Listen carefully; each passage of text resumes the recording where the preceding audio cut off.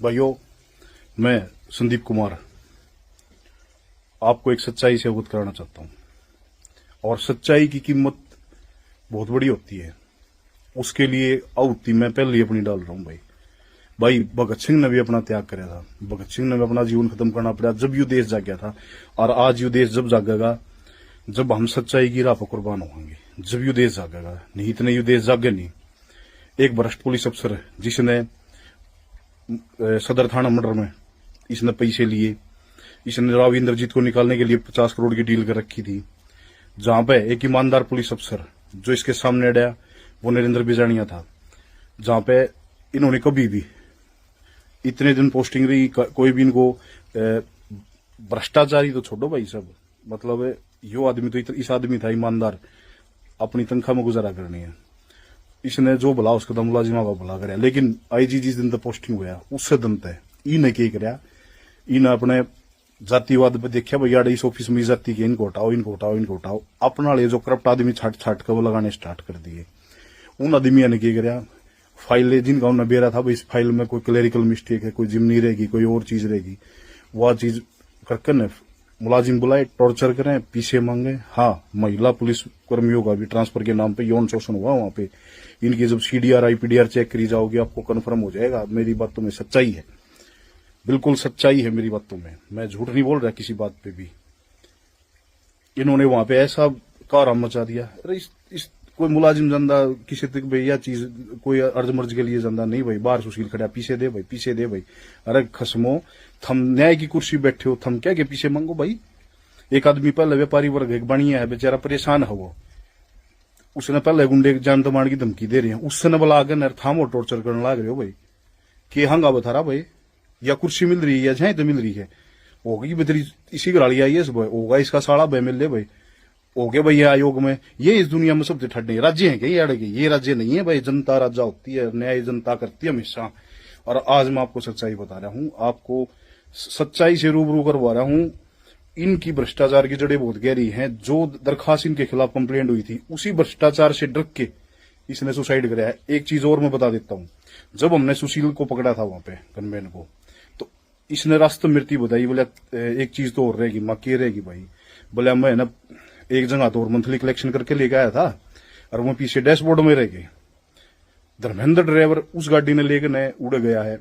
धर्मेंद्र और सुशील कुमार उस गाड़ी में दो आदमी थे। जब इसको पकड़ा गया, इसको शामिल जांच होने के लिए नोटिस दिया था। बोला ठीक है कोई दिक्कत नहीं, बोले आप सर बैठे हैं 10 मिनट में बाहर में, चलो मेरा बाल पाड़ सकते हो। भाई हमने क्या ना बाल पाड़ना, तेरे खिलाफ पब्लिक आदमी कंप्लेंट कर रहे हो, हमारा पुलिस की ड्यूटी है, हम पकड़ांगे भाई, आगे अफसरादी भी सुपुर्द करांगे भाई, आगे तेरे खिलाफ न्यायिक जांच होगी, सच्चाई जो होगी वो आगे शमिया होगी। लेकिन इनका भाई अहंकार इतना करड़ा था, अगर कुछ नहीं। हाँ, जब नू देखा भाई तेरे पटली तेरा पाप का गड़ा भरली आई, प्रकाष्ठा होगी तेरी, जब इस आदमी ने केवल भाई तू बदनाम होगा और परिवार की राजनीति में भी नुकसान पड़ेगा, सारी चीजों में नुकसान पड़ेगा। इसने अपने परिवार को सबको बचाने के लिए सुसाइड की है। ये बात नहीं है कि भाई इसके साथ अरे बड़ी बड़ी जांच चल रही है, आदमी की लुगाई भी जेड़ा मुगी तो लुगाई तो ही बुरा था भाई है। इसकी घरवाली को भी डर है कहीं इसकी भी भ्रष्टाचार का भंडा ना फूट जाए। आयोग में बैठ कर ने इनके घरवाले ने, इसके फादर ने, सब ने भ्रष्टाचार किया। इनकी भी जांच होनी चाहिए संपत्ति की भाई। इनको लाइसेंस नहीं मिल रहा, ये भ्रष्टाचार करेंगे। और एक जाति के नाम पर नहीं, सच्चाई सामने आनी चाहिए। इसने भ्रष्टाचार कराया था, परेशान कराया है सबको, इसने रिश्वत ली है, भ्रष्टाचारी आदमी था यो। और मैं कति सच्चाई कह रहा हूं, जो पैसे टीएचसी वहां से सुनरिया टीएचसी ने इसको ले दिए हैं सुशील को, वो पैसे इसके पास पहुंचे हैं। इसका डैशबोर्ड, गाड़ी के डैशबोर्ड में पैसे थे, वो पैसे इसकी लड़की ने लिए हैं। यू पैसे तो नूट गया, कहते पीछे बिरा लग गया जब इसने सुसाइड करी है। मेरी बात सच्चाई है। और भाई मैं अपनी आहुति दे रहा हूं इस चीज पे, क्योंकि मन बेरा पट गया कौम में, और भाई हमारी देश की जनता आहुति पे जग गए भाई। कोई बात ना भाई, मेरे तो दादर भी देश खातर लड़े हैं भाई, पोता भी लड़ पड़ा कि मैं बात कौन है। हाँ, परिवार के लिए फक्र, मैं अपने पर फक्र महसूस करता हूं कि मैं ईमानदारी के साथ खड़ा रहा हूं। मैं ईमानदार आदमी था, ठीक है। अगर मैं ईमानदार नहीं होता तो मेरा बैंक के वो करवा के देख लो, मेरे सिर पर कर्जा से, ठीक है। इसी कोई बात को ना, लेकिन हिम्मत है, वो अपने बच्चे ने पढ़ाने लग रहा हूँ, सारी चीज करने लग रहा हूँ, मैं सक्षम हूँ, एक जमींदार का बेटा हूँ। लेकिन मैं यूं नहीं भ्रष्टाचारी हूँ। मैं भगत सिंह का फैन हूँ और भगत सिंह बरगाइस हूँ।